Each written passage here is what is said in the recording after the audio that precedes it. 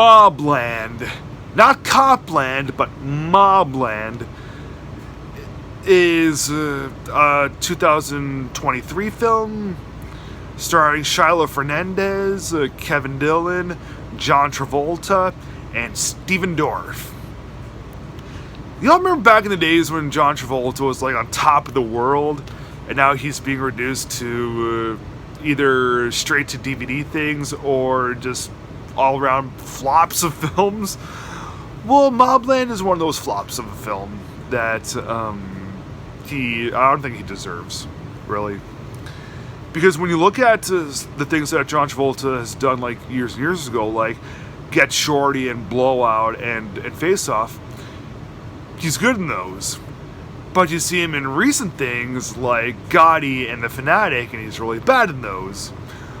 Well, in Mobland, he's a normal guy. I mean, like he puts on a very faint Southern accent, because if he went all out with a Southern accent, he'd do pretty bad.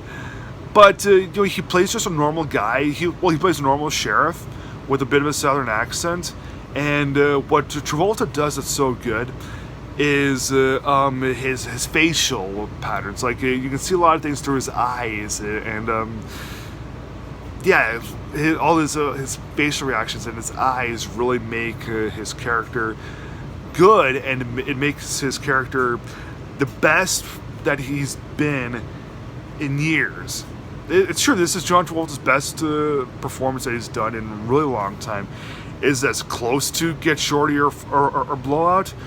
No. But if you compare it to some of his recent works, it is really good. But the movie ultimately is brought to a good standing by Stephen Dorff, who's also a very underrated actor. Stephen Dorff breathes life into this film. This movie is super dull, but Stephen Dorff makes the movie tolerable. He adds some spunk, he adds some fun, a little bit of pizzazz, and he doesn't dull everything out. I mean, I'm sure John Travolta does a good job in this, but the movie script is just so banal that he gets bogged down himself. But Stephen Dorff is the only guy in the film that's able to break through everything and still deliver a really, really good performance.